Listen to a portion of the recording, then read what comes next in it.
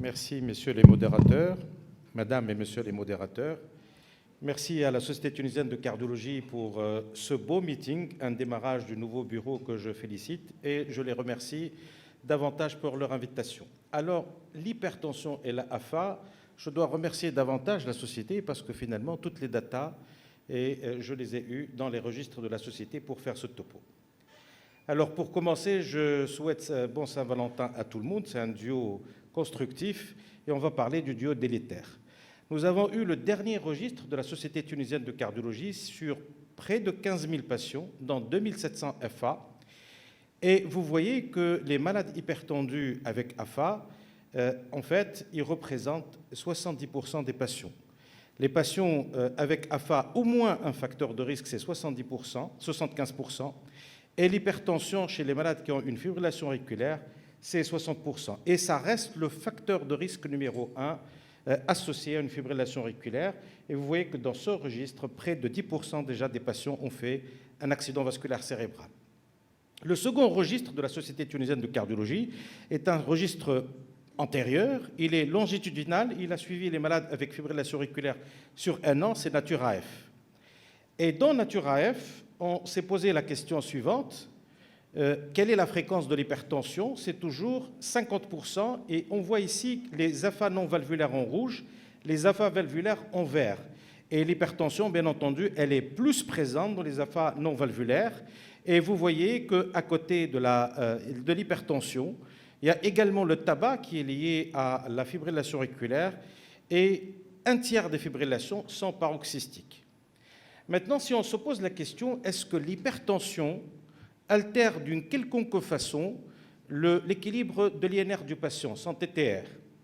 Et vous voyez que dans cette étude multivariée de Nature HTL, le TTR ici a été défini comme optimal à 65 et on sait qu'actuellement c'est 70 qu'on retient comme cutoff. Et bien vous voyez que l'hypertension n'altère pas le fait de mettre le patient dans la cible thérapeutique, alors que l'insuffisance cardiaque et les FA non valvulaires altèrent le fait d'avoir un INR dans la cible thérapeutique. Donc l'hypertension n'altère pas l'équilibre sous AVK des patients et je vous rappelle que les malades étaient quasiment tous sous AVK à cette période. La deuxième question, est-ce que l'hypertension affecte le devenir des malades en fibrillation auriculaire? Donc les malades sont déjà en FA, 6 ans en hypertension en plus, est-ce que leur pronostic est changé? Et nous allons prendre les trois pronostics, le pronostic embolique, le pronostic hémorragique et le pronostic des MACE, des maladies cardiovasculaires, mortalité, AVC et infarctus du myocarde. Et bien vous voyez que les malades hypertendus font 4 fois plus d'accidents hémorragiques. Et vous voyez que finalement ce haut de ratio est le même que d'avoir un antiagrégant plaquettaire. Ça veut dire que si on a un malade en fibrillation non valvulaire, et il a une hypertension, c'est l'équivalent d'une antiagrégation plaquettaire supplémentaire en termes de risque hémorragique. Par contre, les malades font moins d'événements à long terme, emboliques, et de décès et de maladies cardiovasculaires tout azimut, et probablement parce que l'équilibre tensionnel permet justement d'améliorer le pronostic. Maintenant, on revient aux guidelines. Ça, c'est nos data tunisiennes. Les guidelines, vous savez que les anciennes guidelines, c'était ABC. Actuellement, nous avons CARE pour la prise en charge des malades sous fibrillation auriculaire. Et C, c'est essentiellement une maîtrise de comorbidité chez les malades en fibrillation auriculaire. A, c'est le fait de mettre le traitement anticoagulant en fonction du SHATS-VA. Et puis, R, c'est le rate control ou le rhythm control. Et E, c'est l'évaluation dynamique des risques. Et vous voyez que CARE, la première chose à laquelle we have to take care, c'est l'hypertension. Et vous voyez que c'est classe 1. Le fait de baisser la tension artérielle, ça permet justement d'avoir moins de complications. Bien entendu, il y a le diabète, il y a les autres facteurs de risque. Et vous savez également que dans l'évaluation du risque embolique, nous avons le SHATS-VA. Le S a été enlevé, c'est le sexe féminin. Et l'hypertension, c'est un facteur prédicteur d'événements emboliques. Et c'est un point déjà chez les malades hypertendus quand ils ont de la fibrillation auriculaire. Et je rappelle que supérieur ou égal à 2, c'est déjà une anticoagulation. Maintenant, ça, c'est le point de vue de la fibrillation quand il y a une hypertension. On va inverser les rôles. On va prendre un malade hypertendu qui est sans risque de fibrillation et s'il faut dépister la fibrillation. Et bien entendu, on va utiliser le troisième registre, c'est le registre nature HTN. Près de 26 000 patients enrôlés dans ce registre et vous voyez que finalement, presque 10% des patients déjà sont en fibrillation auriculaire. Dans le registre international et les malades très bien suivis, c'est 20%.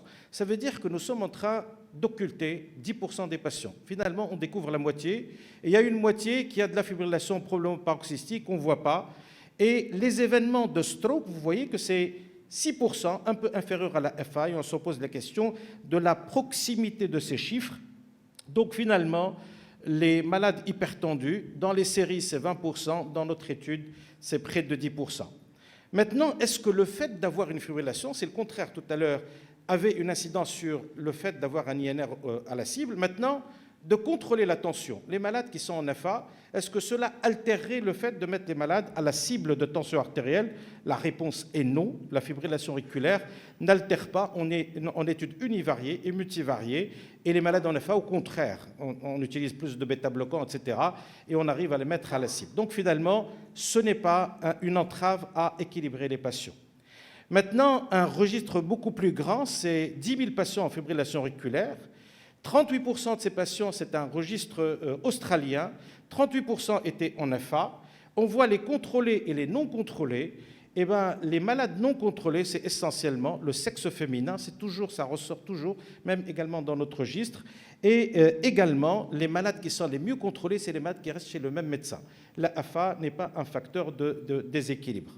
Maintenant, on revient à cette causalité, cette hypertension qui existe beaucoup chez les hypertensions. Est-ce qu'il y a une relation entre la tension et la fibrillation auriculaire?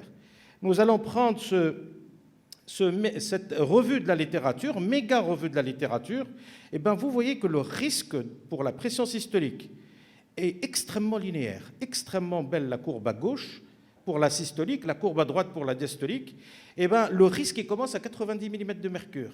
Plus ça augmente, plus le risque de FA augmente. Et déjà, pour les malades qui sont équilibrés entre 12 et 14, vous voyez que le risque relatif est de 1,3. Même les malades qui sont contrôlés, ils ont un surrisque. Et pour la diastolique, la courbe n'est pas aussi bellement linéaire, mais le risque existe également pour la diastolique. Mais finalement, on se posera la question, est-ce que l'hypertension est un simple facteur de risque de la FA ou une cause? Est-ce que finalement, ce ne sont pas les deux conséquences des mêmes gènes où la FA ou l'hypertension sera une cause de la fibrillation auriculaire? Je pense que ça, c'est un excellent article publié en 2022 qui a pris 300 000 patients avec tout le génome, le white génome. Ils ont étudié 900 gènes, FA, hypertension, les gènes des maladies cardiovasculaires, et ils ont essayé de voir est-ce que finalement, est-ce que la FA et l'hypertension sont la conséquence des mêmes gènes. Et vous voyez que finalement, l'analyse a identifié que l'hypertension, c'est une cause potentielle, c'est une cause de FA, c'est une cause directe de FA, between atrial fibrillation, pour la systolique, pour la diastolique et pour la pulsée, et que le risque augmente à peu près de 1% pour chaque millimètre de mercure. Et vous voyez, these findings were robust in sensitivity analysis. Ça veut dire que les résultats sont robustes. Et en fait, ça rejoint la revue de la littérature qu'on a vue tout à l'heure, et ça, c'est une étude génétique. Et la conclusion, finalement, contrôler la tension, ça revient à prévenir la survenue de FA. Moins de malades hypercontrôlés, plus de FA on va avoir. La deuxième question, nous avons des malades hypertendus dans nos consultations, chez qui nous allons screener les FA. Si l'HTA est une cause, ça veut dire qu'il faut screener la FA. Alors, on va screener la FA en fonction du Chast-Vas, qui est peut-être l'élément le plus simple à prendre en considération, c'est l'âge.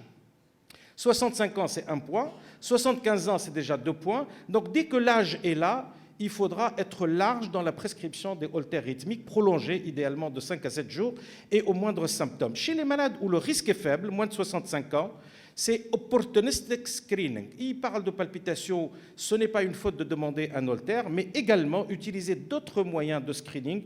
on va voir que ces moyens sont là. Nous avons beaucoup de moyens au jour d'aujourd'hui. Le Holter ne reste pas un standard, les montres connectées sont toujours là. Il y a les moyens électrocardiographiques qui sont validés par les instances internationales et il y a les moyens, le PPG, ça veut dire avec la photodiode, la verte ou la rouge, et également le smartphone qui sont là. Et ces méthodes sont en train de prendre de la place. Et vous voyez qu'on le sait, les machines automatiques se trompent pour la mesure de la pression artérielle chez les malades en FA. Il faut utiliser la méthode manuelle. Par contre, les machines validées AFib permettent avec une bonne sensibilité, une bonne accuracy de dépister la fibrillation auriculaire. Donc le fait d'utiliser ces machines n'est pas un non-sens pour le dépistage de la fibrillation auriculaire s'il y a l'option AFib, bien entendu, sur la machine. Les autres méthodes, je vais sauter les PPG, etc. Mais au jour d'aujourd'hui, il y a des applications sur smartphone, on n'a pas besoin d'acheter ni ECG, ni montre Apple, ni rien du tout. C'est de regarder dans la caméra et vous voyez en vert, c'est le PPG au doigt, c'est le saturomètre, et en rouge, ce que donne en fait la caméra. Et la caméra détecte les petites oscillations dans le rouge au niveau du visage et elle permet de retrouver le rythme cardiaque. Et ça, c'est des applications gratuites qu'on peut télécharger et qui permettent de dépister la FA. Et à droite, si on peut actionner, s'il vous plaît, la vidéo, à droite, en fait, c'est les nouvelles, les rings qui permet à la fois d'avoir température, etc., mais qui permet d'avoir un électrocardiogramme. Et il suffit de toucher le ring pour avoir 14 électrocardiogrammes enregistrés sur ça. Et c'est extrêmement fiable et c'est validé par la FDA. J'en arrive à la conclusion. Finalement, c'est un duo délétère. C'est plus qu'un duo. C'est l'un qui entraîne l'autre. La plupart des AFA non valvulaires sont probablement dus à de l'hypertension artérielle. Moins elle est maîtrisée, plus il y aura d'hypertension artérielle. Alors les causes sont de type double. Il y a des causes qui sont neuro-hormonales en rapport avec la tension elle-même et les anomalies du système rénine-angiotensine, de l'inflammation et de l'activation du système sympathique, mais également des causes qui sont des causes hémodynamiques qui vont faire qu'il va y avoir du remodelage atrial, ventriculaire, et je pense que mes collègues tout à l'heure, et notamment Mme Abid, qui va faire le remodelage atrial comme étant une méthode de dépistage. Et bien entendu, l'intelligence artificielle, c'est quelque chose qui est là pour nous aider, pour dépister de plus en plus avec des moyens plus sophistiqués. Je vous remercie pour votre attention.